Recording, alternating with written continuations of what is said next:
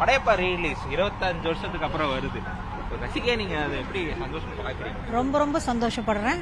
எத்தனை படம் அவருக்கு வந்தாலும் இதே மாதிரி தான் நான் வந்து பார்ப்பேங்க. 99 ரிலீஸ் ஆகாம நீங்க பாத்தீங்களா? தேட்டர்ல போய் பாத்தீங்க? தியேட்டர்ல போய் தான் பார்த்தேன். என்னதானாலும் அவருக்குன்னு ஒரு மவுஸ் வந்து இருக்குன்னு நீங்க நினைக்கிறீங்களா? அப்ப இருந்து செலிப்ரேஷன் எப்படி இருந்துச்சு? அப்ப இருக்கிறதுல இருந்தும் இப்ப இருக்கிறது வரைக்கும் என்னைக்கும் ஒரே சூப்பர் ஸ்டார் அவரு தாங்க. அது என்னைக்கும் மாறாது. படையப்பால உங்களுக்கு ரொம்ப பிடிச்ச ஒரு சீன் என்ன? அவர் வந்து ஒரு சல்யூட் அடிப்பாரு. அதுதான் எனக்கு ரொம்ப பிடிக்கும். மற்ற ஆக்டர்ஸோட இதுல ஒரே தலைவர் நமக்கு இருக்கிற வரைக்கும் அவர் தானுங்க. அவங்க இவங்கன்னு நான் கம்பேர் பண்ண விரும்பல. இவர் அடிச்சுக்கிறதுக்கு ஆள் கிடையாது. அன்னைக்கு நாங்க எந்த அளவுக்கு சந்தோஷமா இருந்தோமோ அதே சந்தோஷத்துல தான் இருக்கிறோம்.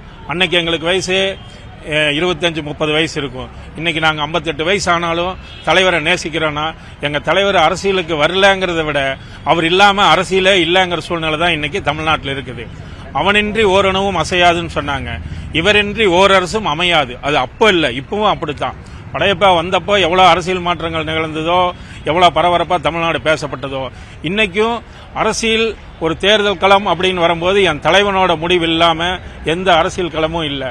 நாங்க அவர் எடுக்கிற எல்லா முடிவுக்கும் கட்டுப்பட்டு கடைசி வரைக்கும் நாங்க உறுதுணையா இருப்போங்கிறது கோவை மாவட்ட ரசிகர்களாகிய நாங்க எல்லாருமே உறுதிமொழி எடுத்துக்கிறோம். கோவை ரவி, மாவட்ட இணைச் செயலாளர். படையப்பா அப்படின்னது டக்குன்னு உங்க மைண்டுக்கு வர ஒரு சீன் என்ன? தலைவர் அந்த வேல் பிடிச்சிட்டு நின்றுட்டு சொல்ற அந்த ஒரு சீன் தான். அதில் இருக்கிற அந்த இது இன்னைக்கு வரைக்கும் நாங்க இன்னைக்கு அதை பார்க்கறதுக்கு தான் ஆர்வமா இருக்கிறோம். இன்னைக்கு இருக்கிற ஜெனரேஷனும் வந்து அதை பார்த்தாங்கன்னா கண்டிப்பா அவங்க கடைசி வரைக்கும் தலைவரை நேசிப்பாங்கிறதுல நாங்க உயிரோடு அப்படியே விசேஷம். தலைவா நீங்க நீடூடி வாழணும், கடைசி வரைக்கும் நாங்க உங்க ரசிகர்களாகவே இருக்கணும். தலைவா வாழ்க வாழ்க. படையப்பா படம்னா எங்களுக்கு டக்குன்னு நீலாம்பரி ஞாபகம் வருவாங்க. அதுவும் பாத்தீங்கன்னா தலைவர் அந்த ஊஞ்சல் சீன் அப்படி ஸ்டைலா அவர் இழுப்பாரு. அந்த பிஜிஎம் ஏஆர் ரஹ்மான் அன்னைக்கு 2வது படம் தலைவருக்கு, முத்துக்கு அப்புறம் 2வது படமா அது பண்ணினாரு. அந்த பிஜிஎம் வந்து அன்னைக்கே இருக்கிற அந்த டெக்னாலஜிக்கு அது வேற மாதிரி லெவல் இருந்தது. இப்போ 4K அந்த கே இந்த கேன்னு ஏதோ உள்ள புகுத்தி இருக்காங்க. ஸோ அந்த பிஜிஎம் வந்து நாங்கள் ரொம்ப எதிர்பார்த்து இப்போ வந்திருக்கோம். அது ரொம்ப ஆவலாகவும் இருக்கும். இன்னொன்று பார்த்தீங்கன்னா அந்த படையப்பா படத்தில் பார்த்தீங்கன்னா ஒரு பாடல் ஒன்று வரும். அது தாம் தோம் தீன்னு ஒரு பாட்டு ஒன்று இருக்கு. அது மின்சார கண்ணாங்கிற ஒரு பாட்டு இருக்கு. அந்த பாட்டு வந்து ஆடியோ கேசட் ரிலீஸ் அப்போ பார்த்தீங்கன்னா எந்த ரசிகர்களுக்குமே அந்த பாடல் பிடிக்கல. என்ன இது தலைவர் வந்து இந்த மாதிரி தீன் தோணெல்லாம் சொல்றதெல்லாம் எந்த ரசிகரும் அதை ஏத்துக்கல. அன்னைக்கு வந்து என்னாச்சுன்னா அந்த பாட்டு சரியில்லைன்னு ரஜினி ரசிகர்லாம் ஏஆர் ரஹ்மான் வீட்டு முன்னாடி நின்று வீட்டு கண்ணாடி எல்லாம் உடைச்சாங்க. அப்ப ஏஆர் ரஹ்மான் அன்னைக்கு ஒரு வார்த்தை சொன்னாரு, உங்களுக்கு இந்த பாட்டு இப்ப பிடிக்கல, நீங்க படம் ரிலீஸ் ஆனதுக்கு அப்புறம் இந்த பாட்டை நீங்க வேற மாதிரி கொண்டாடுவீங்கன்னு சொன்னாரு. அப்ப ரஜினி ரசிகர்லாம் கொஞ்சம் சைலண்ட் ஆயிட்டாங்க. படம் ரிலீஸ்க்கு அப்புறம் அந்த பாட்டை பார்க்கும் பொழுது ஏஆர் ரஹ்மான் ஐயா சொன்ன மாதிரியே அந்த பாட்டு அந்த படத்துக்கு உயிர் ஓட்டத்தையே கொடுத்துருந்துச்சு. அது மறக்க முடியாத நிகழ்வுகள். அதையெல்லாம் காணத்தான் நாங்க திருப்பி எங்க படையப்பாக்கு வந்திருக்கோம். ரஜினி சாரும் வந்து வணங்கக்கூடிய சிவாஜி கணேசன் சார் இந்த படத்துல ஐயா சிவாஜி ஐயா பத்தி எங்களுக்கு ஒரு சின்ன ஒரு வருத்தம். சிவாஜி ஐயா வந்து படையப்பாக்கு அப்புறம் இன்னொரு படம் ஒன்று பண்ணினாரு, பூக்களே. அது சரியா படம் ஞாபகம் இல்லை. படையப்பா கடைசி படமா இருந்திருந்தா பராசக்தி படையப்பான்னு நின்றுருக்கோம். அந்த ஐயாவை நாங்கள் ரொம்ப மிஸ் பண்றோம். எங்க தலைவர் வந்து அவர் மேல மிக மிக பெரிய ஒரு அஃபெக்ஷன் வச்சிருக்காரு, அன்பு வச்சிருக்காரு, பண்பு வச்சிருக்காரு. இன்னைக்கு பாத்தீங்கன்னா அவருடைய மகன் பிரபு கூட எங்க தலைவர் வந்து அண்ணா என்று தான் சொல்லுவார். மகனை போன்றுதான் சிவாஜி ஐயா அவர்கள் பார்த்தார்கள். அந்த படத்தில் ஐயா அவர்கள் வந்து இறக்குற மாதிரி ஒரு சீன் வரும். அந்த சென்டிமெண்ட் சீன் வந்து அன்னைக்கு நாங்கெல்லாம் 25 வயசுல இளம் வயசு, நாங்கெல்லாம் ஜாலியா இருக்கிற வயசுலயே அந்த சீன் எங்களுக்கு ரொம்ப டச் அப் கொடுத்து ரொம்ப ஃபீல் பண்ணோம். அதுக்கப்புறம் ஒரு 2 வருஷத்துல ஐயாவும் இறந்துட்டாங்க. அந்த ஐயாவையும் இந்த நாள்ல நாங்க நினைவு குறிக்கிறோம். படையப்பா படத்துல நடிகர் சிவாஜி கணேசன் நடிச்சிருந்தாருங்க. இதுவரைக்கும் அவரு நடிச்ச படத்திலேயே அதிக சம்பளம் கொடுத்த 1 கோடி ரூபாய் சம்பளம் கொடுத்தது இந்த படத்துக்கு தான். ஏன்னு கேட்டா சிவாஜி சார் நடிக்கும் போது நம்ம வந்து அவருக்குரிய மரியாதை கொடுக்கணும். இதுவரைக்கும் அவர் வாங்காத சம்பளம் தான் இந்த படத்துல கொடுக்கணும்னு தலைவர் ரொம்ப முடிவா இருந்தாரு. அதே மாதிரி பணியாற்றின அனைத்து பணியாளர்களுக்கும் ரெட்டிப்பு சம்பளம் கொடுத்திருக்கிறாரு. எல்லா டெக்னீஷியனுக்குமே கோல்டு காயின் கொடுத்திருக்கிறாரு. படையப்பான்னு நினைச்சோம்னா இன்னைக்கு வரைக்கும் திரையுலகமும் வந்து போற்றி புகழும். இன்னைக்கு எப்படி நாங்க தலைவர் இன்னைக்கே வந்து 25 வருஷம் கழிச்சு நாங்க வந்து பாக்குறதுக்கு இவ்வளவு ஆர்வமா இருக்கிறோம்னா, திரையுலகில் நீங்க கேட்டீங்கன்னா படையப்பாங்கிற வரலாறு மறக்கவே முடியாது, மறுக்கவும் முடியாது. அதில் நாங்கள் தெளிவாக இருக்கிறோம். படைப்பான நீலாம்பரியோட ஒரு பிரம்மாண்டமான கேரக்டர், அந்த ரஜினியோட ஒரு அழகான ஒரு கேரக்டர். ஸோ அதான் எனக்கு ஞாபகம் வரும். எந்த சீன் வந்து உங்களுக்கு ஞாபகம் வரும்? நீலாம்பரியை வந்து ரொம்ப ரொம்ப டாமினேட் பண்ற ஒரு கேரக்டர் அடக்குற ஒரு ரஜினியை ரொம்ப பிடிச்சிருக்கும். அந்த சீன் பிடிக்கும். 99ல வரும்போது நீங்க தியேட்டர்ல போய் பார்த்தீங்களா? பார்த்துட்டேன். அப்ப அந்த செலிப்ரேஷன் எப்படி இருந்துச்சு? இப்ப இந்த மாதிரி பண்ணீங்க? நல்லா இருந்துச்சு. The same celebration also now okay. Vikram Padayappa படம் 25 வருஷத்துக்கு அப்புறம் வந்து வந்திருக்கு. இந்த படத்தை நீங்க எந்த அளவுக்கு நீங்க ஆவலா வந்திருக்கீங்க? நான் வந்து ஒரு ஏகே ஃபேன் தான். பட் இருந்தாலும் தலைவரோட கிரேஸ் இருக்குல்ல, அதனால ஏன்னா அதை பார்க்க மறுபடியும் ஓகே நம்ம தேட்டரில் எக்ஸ்பீரியன்ஸ் பண்ணுறதுக்கு ஒரு வாய்ப்பு கிடைச்சிருக்கு. அதை மிஸ் பண்ணக்கூடாதுல்ல.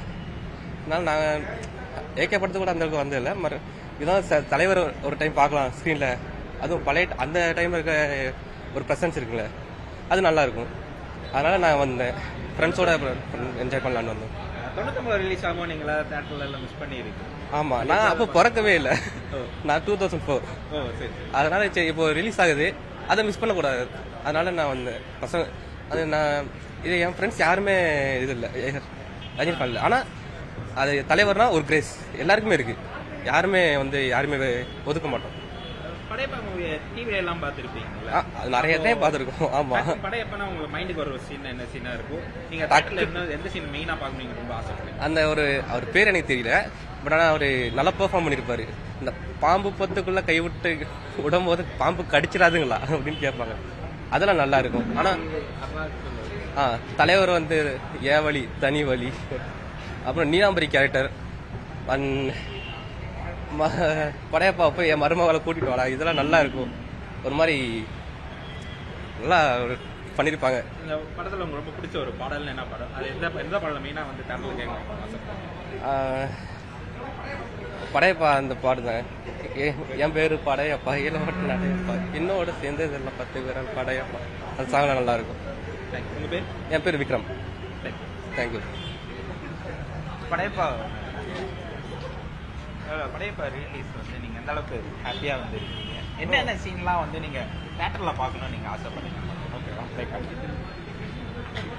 உங்களை பார்க்கணுமா? ஃபேஸ் பண்ணணும். ஓகேங்களா? ரெடியானா? ரைட். ஓகேவா? Okay okay. உங்க பேர் பரணி ப்ரோ. படையப்பா ரிலீஸ் நீங்க எந்த அளவுக்கு வந்து அவளை ப்ரோ செம எக்ஸ்பெக்ட். என்னன்னா நான் குழந்தையா இருக்கும்போது வந்த படம் ப்ரோ. நான் ரஜினி ஃபேன் ஆன காரணமே படையப்பா படம் தான். நான் சும்மா குழந்தை கோவானுக்கு போது ரிலீஸ் ஆன படம். அதுக்கப்புறம் 25 இயர்ஸ் கழிச்சு இன்னைக்கு தான் ரிலீஸ் ஆகுது. ஸோ அவரோட ஓன் ரைட்டில் ஓன் ப்ரொடியூஸ் எனக்கு அதுக்கு தெரியாது. ரீசெண்டாக வீடியோ ரிலீஸ் பண்ணாங்க, அவரோட ஓன் ரைட்டில் பண்ணாங்க அப்படின்னு சொல்லி. நான் தான் நினச்சிட்டு இருந்தேன் மறைந்த முதல்வர் ஜெயலலிதா அம்மாவை வச்சு தான் படம் பண்ணாங்க அப்படின்னு. ஆனால் இப்போ தான் தெரிஞ்சு அது பொன்னியின் செல்வனோட ஒரு காப்பியில் எடுத்து பண்ணாங்க அப்படின்னு. படைப்பு எல்லாமே ரொம்ப பிடிக்கும். அந்த காமெடி இருக்குலேருந்து ஃபர்ஸ்ட் இன்ட்ரோ சீன் வந்து அடிக்கடி நான் குழந்தையில இந்த தீபாவளிக்கெல்லாம் பார்த்தீங்க அப்படின்னா அந்த திரைக்கு சில மாதங்களே அண்ணன்னு படம் போடுவாங்க, வெயிட் பண்ணிட்டே இருப்போம். நான் அப்போ இருந்து ரஜினி ஃபேனான காரணமே படையப்பா தான். இப்போ கடைசியாக கூலி படம் வரைக்கும் நான் எல்லா படத்துக்குமே ஃபர்ஸ்ட் ஷோ போயிடுறேன். இப்போ இங்கே இல்லாட்டியுமே நான் கேரளா 6 மணி ஷோ போயிடுவோம். கிளம்பி நாங்கள் கார் எடுத்துட்டு கேரளா போய் கூலி பார்த்துட்டு வருவோம். எல்லா ரஜினி படக்குமே நாங்கள் 6 மணிக்கு போயிடுவோம். தமிழ்நாட்டில் பேன் பண்ணாலுமே நான் கேரளா போய் படம் பார்த்து வந்துடுவோம். நான் இன்கேஸ் இந்தியாவில் இல்லை அப்படின்னா வெளிநாட்டில் இருந்தாலுமே நான் அங்கே ரஜினி படம் வந்து அங்கே ரிலீஸ் பார்த்துட்டு தான் மற்ற வேலையை பார்ப்பேன் நான். ஸோ இன்னைக்கு நானுமே யூடியூபர் தான், வீடியோ பண்ணானுங்கிறத இடத்தையும் ஸ்டாப் பண்ணிட்டு ரஜினி ஃபேன் உட்காந்து நிம்மதியாக படம் பார்க்கணும். ஆமா, என் வாழ்க்கையிலே ஃபர்ஸ்ட் டைம் பேர் ரஜினி படையப்பா தியேட்டர்ல பாக்குறேன். நீங்க ஒரு சில சீன்ஸ் எல்லாம் டிவில நீங்க பாத்துப்பீங்க, படத்தை அடிக்கடி பார்ப்போம் ப்ரோ. மைண்டுக்கு வர ஒரு சீன் என்ன? அந்த பானை உடைக்கு பாம்பு எடுத்து கிஸ் பண்ற கனவுல நினைச்சு பார்க்கவே முடியாது. இப்போ பாம்பு நல்லா ஓடுவாங்க, அது எடுத்து கிஸ் பண்ற அந்த ஷாட் நீங்க எப்படி அதை யோசிக்கவே முடியாது. அந்த பாம்பு கிஸ் பண்ற ஷாட்டை யோசிக்கவே முடியாது. கிளைமேக்ஸ்ல அந்த நீலாம்பரி கேரக்டர் எவ்வளவு இதானாலுமே அடங்கி போகாத ஒரு கேரக்டர். காண்டசா காரு, நான் காண்டசா வாங்குறதுக்கு பிளான் பண்ண காரணமே படையப்பா தான். நான் இப்போ காண்டசா தேடிட்டு இருக்க காரணமே படையப்பால் அந்த ஷார்ட்ல காண்டசா வச்சுக்கிற காரணம் தான். அப்புறம் துண்டு ஊதுல தான் தவறும். அதை என்னோட யூடியூப் சேனல் அங்கே ஆஃபீஸ் ஒட்டி இருப்போம். துண்டு ஊதுல தான் தவறு ஒட்டி இருப்போம். மிஸ்டேக் ஆச்சா மிஸ்டேக் பண்ணக்கூடாது அப்படின்னு அந்த காஸ்டியூம்ல வர நினைச்சேன். ஆனால் ரொம்ப ஓவரா போயிருமெஞ்சிட்டு அதை ஸ்டாப் பண்ணிட்டு நாங்க படைப்பா கண்டிப்பா பெஸ்டா இருக்கும் நினைக்கிறோம் நாங்க. நான் சந்தோஷம். தேங்க்யூ. எனக்கு என்ன ரஜினி படம் ஃபர்ஸ்ட் நியூ ரிலீஸ் ஆகும்ல, அதே மாதிரி இருக்கணும்னு ஒரு எக்ஸ்பெக்டேஷனோட தான் வந்திருக்கேன். இதுவரை ஃபர்ஸ்ட் ஷோ பார்த்தது இல்லை, படையப்பா பார்க்கணும்னு சொல்லிட்டு என் ஹஸ்பண்டை கூப்பிட்டு வந்திருக்கேன். 99 வருமா நீங்க தியேட்டர் போய் பாத்தீங்களா? நான் அப்போ குழந்தை பாப்பா மாதிரி தான் இருந்தேன். அப்பா அம்மா போய் பார்த்துருக்காங்க. நான் டிவியில் எப்போ படையப்பா போட்டாலும் பார்ப்பேன். தேட்டரில் பார்க்கணும், அந்த சாங்ஸ் இது வியூலாம் பார்க்கணும். ஏன்னா இப்போ கரண்ட் ஜென்ரேஷனுக்கு வந்து நிறைய இதில் ட்ரெண்டுக்கு வந்துருச்சு. டெக்னிக்கலாக எல்லாமே ட்ரெண்டுக்கு வந்துருச்சு அதில் எப்படி விஷுவலாக இருக்குன்னு பார்க்கணுங்கிறதுக்காகவே வந்திருக்கு. படையப்பா அப்படின்னா டக்குன்னு உங்க மைண்டுக்கு ஒரு சீன்னா என்ன scene? அதுதான். பாடல்களும் வந்து நிறையவே ஹிட் ஆயிடுச்சு. எந்த பாடல் வந்து மெயினா தியேட்டர்ல கேட்கணும் எனக்கு ரொம்ப மின்சார கண்ணா, எதனால? ரம்யா கிருஷ்ணனோட டான்ஸு, ரஜினி சாரோட சாங்ஸு. Okay, thank you. ஹரிப்ரியா. பாப்பா எங்க வந்தீங்க? நான் வந்து கை கீழே போட்டு நான் வந்து படத்துக்கு வந்தேன். என்ன படம்னு தெரியுமா? படி பார்த்தேன். அது யார் நடிச்சிருக்காங்கன்னு தெரியுமா? ரஜினி தாத்தா. ரவி தாத்தா. ரஜினி தாத்தா. ரஜினி தாத்தா. ஐயோ